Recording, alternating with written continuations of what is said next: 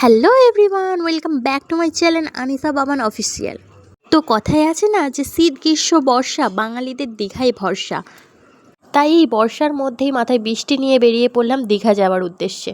তোমাদের সবাইকে সব কিছু তথ্যটাই জানানোর চেষ্টা করছি, তবে ভিডিওটাকে না টেনে স্কিপ না করে পুরো ভিডিওটা দেখার চেষ্টা করো। তোমরা আমার ভয়েসটা শুনে বুঝতেই পারছো আমার শরীরটা একটু খারাপ করেছে, তাই ভয়েসটাকে ইগনোর করে তোমরা সম্পূর্ণ ভিডিওটা দেখো। তো দীঘা যাওয়ার জন্য আমরা বেরিয়ে পড়েছিলাম ভোর 4:30-র সময়।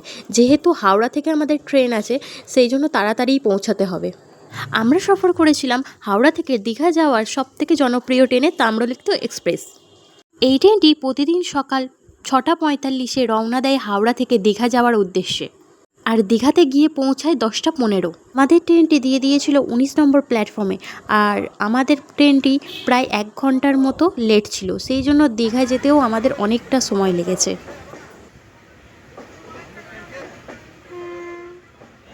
আমরা দীঘায় গিয়ে পৌঁছেছিলাম 11:47। স্টেশন থেকে বেরিয়ে তোমরা দেখতে পাবে একটা টোটো স্ট্যান্ড আছে, যেখান থেকে তোমরা টোটো ধরে তোমাদের হোটেলে যেতে পারবে। আর যদি তোমরা কোনো হোটেল বুক না করে থাকো তাহলেও ওরা তোমাকে ভালো হোটেলেই নিয়ে যাবে। আমরা গেছিলাম নিউ দীঘার রূপসী বাংলা হোটেলে, যেটা রাতের বেলা ঠিক এমন দেখায়। দিনের বেলা আমি কোনো ফুটেজ নিতে পারিনি, কারণ অতিরিক্ত বৃষ্টি হচ্ছিল তাই।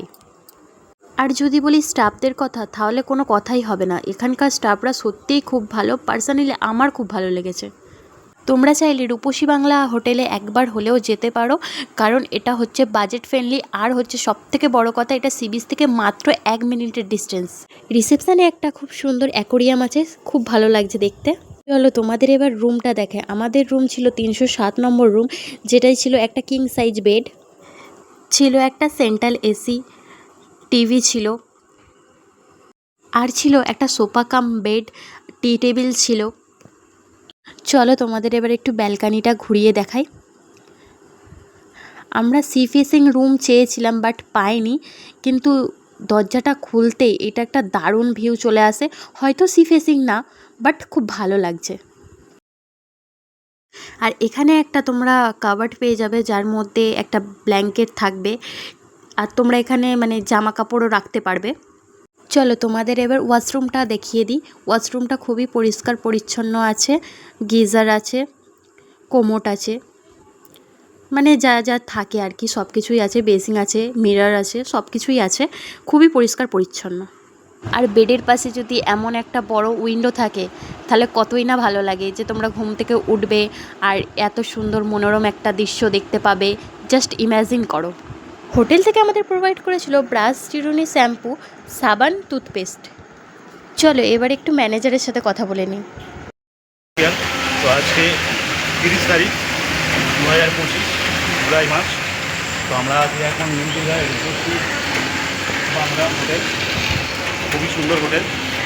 আপনি ম্যানেজার বাবুর সাথে কথা বলে নিই, রুম রেন্ট কী আছে না আছে।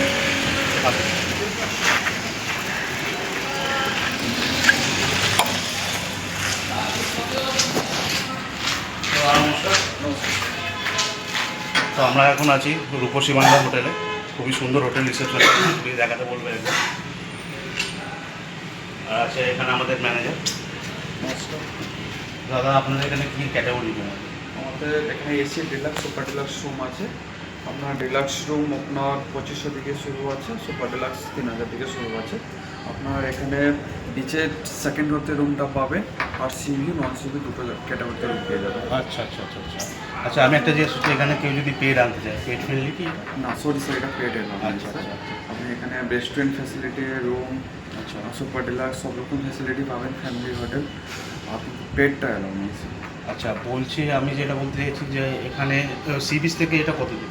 সি বিচ থেকে 1 মিনিট ওয়াকিং ডিস্টেন্স, মানে পাশেই। হ্যাঁ হেঁটে গেলে 1 মিনিট লাগে। সাথে উঠলে সি বিচ দেখা যায়, সব দেখে দেবে। Room baby room. আচ্ছা রুম আছে, রুম আছে। থার্ড ফ্লোরে সিভি রুমতে আছে। আচ্ছা আচ্ছা আচ্ছা আচ্ছা ঠিক আছে, থ্যাংক ইউ স্যার। হোটেলের নাম্বার সহ সমস্ত ডিটেলস আমি ডেসক্রিপশান বক্সে দিয়ে দিলাম, তোমরা চাইলে দেখে আসতে পারো। আর এটা হচ্ছে আমার ভিডিওর ফার্স্ট পার্ট। সেকেন্ড পার্ট দেখার জন্য অবশ্যই চ্যানেলটাকে সাবস্ক্রাইব করো, আর ভিডিও ভালো লাগলে লাইক কমেন্ট তো করতেই হবে, তাই না? আজকের এই ভিডিওটা এতটুকুই।